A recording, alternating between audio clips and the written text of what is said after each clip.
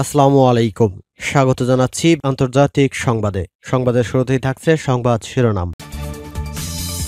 ফিলিস্তিন জিন্দাবাদ, জানিয়ে দিব হাতে থাকা সর্বশেষ আপডেট আন্তর্জাতিক সংবাদ। প্রথমেই সংবাদ শিরোনাম। তেল আবিব বিমানবন্দরে ক্ষেপণাস্ত্র হামলার দাবি হুথিদের।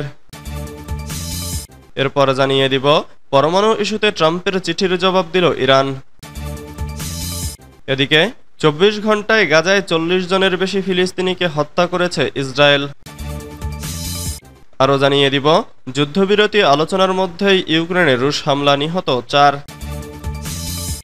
সর্বশেষ জানিয়ে দিব সুদানে যুদ্ধের অবসান ঘটাতে চায় যুক্তরাষ্ট্র, বলেছেন মার্কিন পররাষ্ট্রমন্ত্রী। এতক্ষণ শুনছিলেন সংবাদ শিরোনাম, এবারে বিস্তারিত। তবে অনুরোধ থাকবে ভিডিওটিতে একটি লাইক করবেন এবং কমেন্ট করে জানিয়ে দিবেন কোন জেলা থেকে আপনি আমাদের এই ভিডিওটি দেখছেন। তেল আবিব বিমানবন্দরে ক্ষেপণাস্ত্র হামলার দাবি হুথিদের। ইসরায়েলের রাজধানী তেল আবিবে অবস্থিত বেন গুরিয়ন বিমানবন্দরে ক্ষেপণাস্ত্র হামলার দাবি জানিয়েছে ইয়েমেনের হুথি বিদ্রোহীরা। এর আগে ইসরায়েলের সেনাবাহিনী একটি ক্ষেপণাস্ত্র ভূপাতিত করার কথা জানায়। বৃহস্পতিবার ২৬ ডিসেম্বর ইয়েমেনের রাজধানী সানায় আন্তর্জাতিক বিমানবন্দর ও হুথিদের অন্যান্য স্থাপনায় হামলা চালায় ইসরায়েল। এর জবাব দিতেই মূলত তেল আবিবে ক্ষেপণাস্ত্র হামলা চালায় হুথি।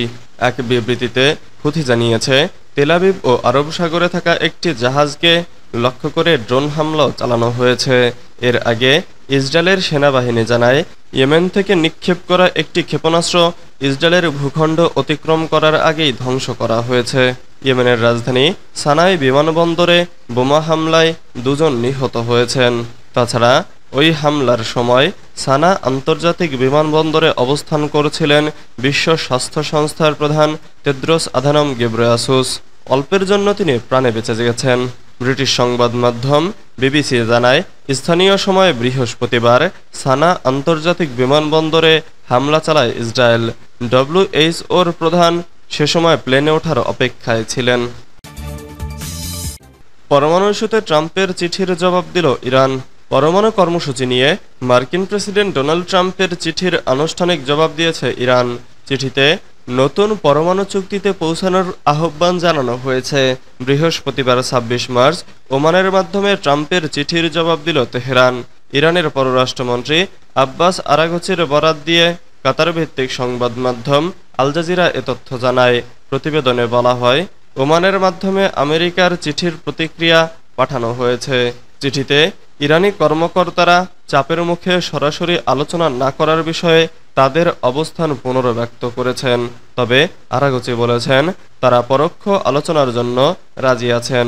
জানুয়ারির শুরুতে হোয়াইট হাউসে প্রত্যাবর্তনের পর থেকে ট্রাম্প ইরানের সঙ্গে আলোচনার ইচ্ছা প্রকাশ করেন, কিন্তু ইরানের প্রতিক্রিয়া বা আয়াতুল্লাহ আলী খামেনির কাছে ট্রাম্পের চিঠির বিষয়বস্তু সম্পর্কে কোনো বিস্তারিত তথ্য প্রকাশ করা হয়নি।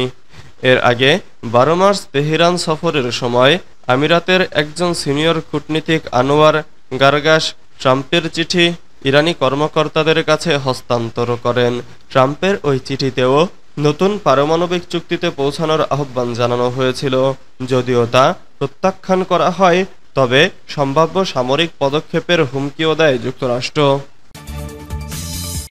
২৪ ঘন্টায় গাজায় ৪০ জনের বেশি ফিলিস্তিনি হত্যা করেছে ইসরায়েল।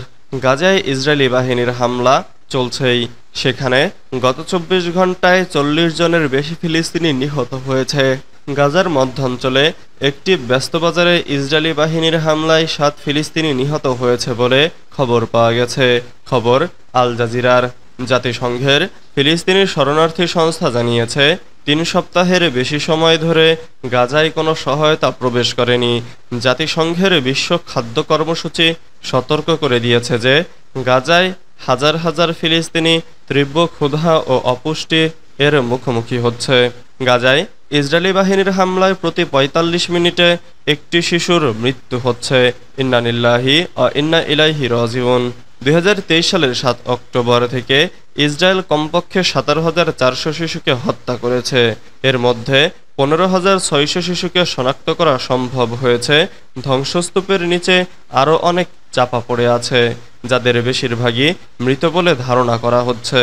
গাজার মোট জনসংখ্যার প্রায় ২৩ লাখই শিশু। গত ১৭ মাস ধরে ইসরায়েলি হামলার কারণে তাদের ঘরবাড়ি ধ্বংস হয়ে গেছে, তাদের স্কুল ধ্বংস করা হয়েছে এবং স্বাস্থ্যসেবা কেন্দ্রগুলো ধ্বংস হয়ে গেছে। গাজার স্বাস্থ্য মন্ত্রণালয় জানিয়েছে, ইসরায়েলি হামলায় এখন পর্যন্ত মোট নিহতের সংখ্যা বেড়ে ৫০,২০৮ জনে দাঁড়িয়েছে।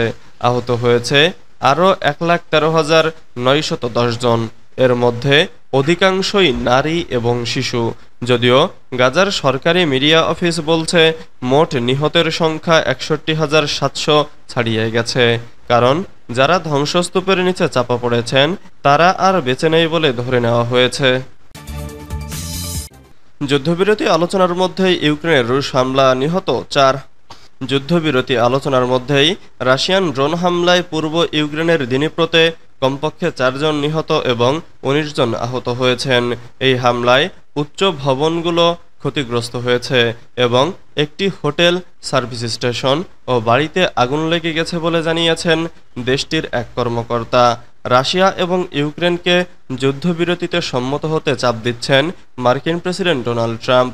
একই সঙ্গে চলছে আলোচনা, তবে সবকিছু পেছনে ফেলে দুই দেশই একে অপরের ওপর হামলা অব্যাহত রেখেছে।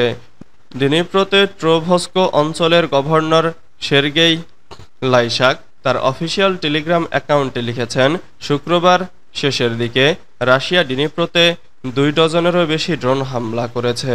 লাইসাক বলেছেন, এই হামলায় ৪ জন নিহত হয়েছেন। পরে শনিবার ২৯শে মার্চ ভোরে তিনি এই বিবৃতি পাঠিয়েছেন, যাতে বলা হয়েছে আহতদের সংখ্যা বেড়ে ১৯ জনে দাঁড়িয়েছে। বিবৃতিতে তিনি আরও বলেছেন, সন্ধ্যায় ইউএভি হামলায় দিনিপ্রোর বেশ কয়েকটি উচ্চ ভবন ক্ষতিগ্রস্ত হয়েছে। প্রায় ১ ডজন মানুষের বাড়িতে আগুন লেগে গেছে। গ্যারেজ এবং সার্ভিস স্টেশনগুলোতেও আগুন লেগেছে। পরে উদ্ধারকারীরা একটি হোটেল এবং রেস্টুরেন্ট কমপ্লেক্সে আগুন নিয়ন্ত্রণে আনতে সক্ষম হয়েছে। সুদানে যুদ্ধের অবসান ঘটাতে চায় যুক্তরাষ্ট্র, বলছেন মার্কিন পররাষ্ট্রমন্ত্রী মার্কো রুবিও বলেছেন, তার দেশ সুদানে যুদ্ধের অবসান ঘটাতে চায়। মার্কিন পররাষ্ট্রমন্ত্রী মার্কো রুবিও বলেছেন, তার দেশ সুদানে যুদ্ধের অবসান ঘটাতে চায়। রাজধানী খার্তুম সহ সুদানে নতুন করে সহিংসতার পর যুক্তরাষ্ট্র আরও কূটনীতিকভাবে পদক্ষেপ নেয়ার আশা করছে বলে মন্তব্য করেন তিনি।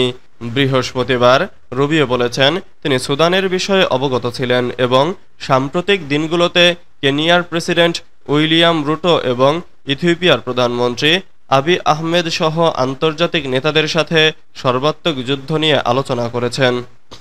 ক্যারিবিয়ান ভ্রমণের পর মিয়ামিতে তার বাড়িতে যাবার সময় রুবিও সাংবাদিকদের বলেন, আমরা খুবই উদ্বিগ্ন যে ১ দশক বা তার কম সময়ের মধ্যে যেখানে ছিলাম সেখানেই রয়েছি। তিনি বলেন, আমরা এটা দেখতে চাই না, তাই আমরা আমাদের অংশীদারদের সাথে যোগাযোগ করার চেষ্টা করছি।